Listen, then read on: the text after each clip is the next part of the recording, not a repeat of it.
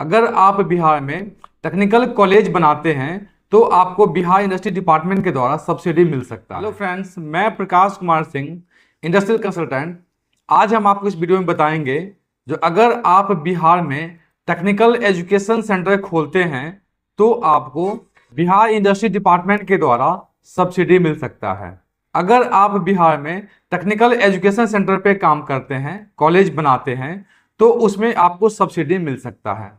हम आपको बता दें, अगर आप बिहार में किसी भी तरह का 3 ईयर से ऊपर वाले कोई भी कोर्स का कॉलेज खोलते हैं या यूनिवर्सिटी खोलते हैं तो आपको बिहार इंडस्ट्री डिपार्टमेंट के द्वारा बहुत सारा सब्सिडी का फायदा मिल सकता है। ये सब्सिडी का अमाउंट अप्रॉक्सीमेट 35% तक हो सकता है। चलिए हम आपको इसके बारे में डिटेल से बताते हैं।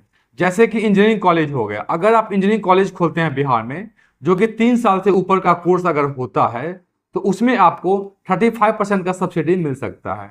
वैसे आप मेडिकल कॉलेज खोलेंगे, इंजीनियरिंग कॉलेज खोलेंगे, अगर आप बीएड कॉलेज खोलते हैं, अगर आप जीएनएम कॉलेज खोलते हैं, इस तरह का टेक्निकल कोई भी कोर्स होता है जो 3 साल से ऊपर का होता है, तो आपको पूरे कॉलेज को बनाने के लिए, पूरे यूनिवर्सिटी को बनाने के लिए जो एक्सपेंसेज आपको आएगा, उसमें जो आप टर्म लोन कराइएगा, टर्म लोन पे लगने वाली जो इंटरेस्ट होगा, मैक्सिमम 10% तक का रेट ऑफ इंटरेस्ट जो होगा वो आपको सब्सिडी के रूप में 5 साल तक वापस मिलेगा।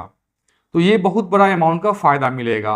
इस तरह से कोई भी टेक्निकल कॉलेज खोलते हैं या यूनिवर्सिटी बनाते हैं तो जाहिर सी बात है, बड़ा इंडस्ट्री जब ही लगाएंगे तो उसमें बैंक लोन का सहारा लेना होगा।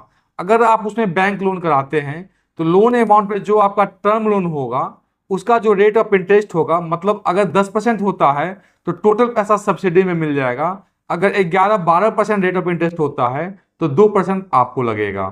तो आपको ये इंटरेस्ट का सब्सिडी का फायदा लमसम 35% के आसपास तक मिलता है। इसके बाद जो जमीन पे आप इंडस्ट्री लगाते हैं वो जमीन अगर लीज कराते हैं या उसका कन्वर्जन करते हैं या इंडस्ट्री के नाम से जमीन को रजिस्ट्री कराते हैं, उस पर लगने वाला जो स्टाम्प ड्यूटी है, रजिस्ट्रार का जो स्टाम्प ड्यूटी लगेगा, वो पैसा 100% आपको वापस मिल जाएगा।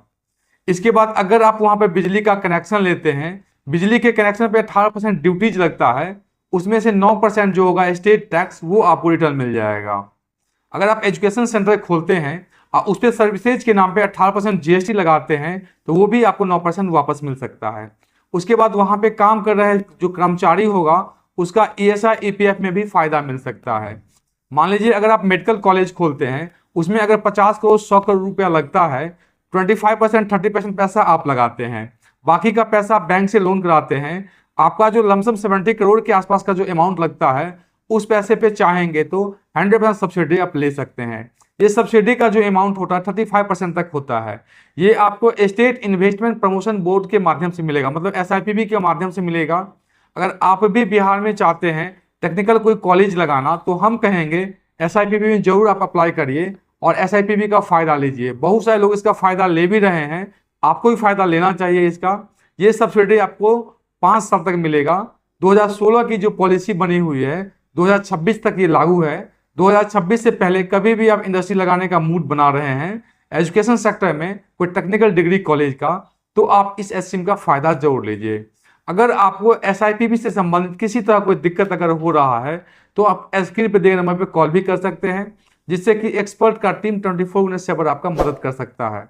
अगर आपको यह वीडियो अच्छा लगा हो तो लाइक एंड सब्सक्राइब करें। हमारे वीडियो को देखने के लिए बहुत बहुत धन्यवाद।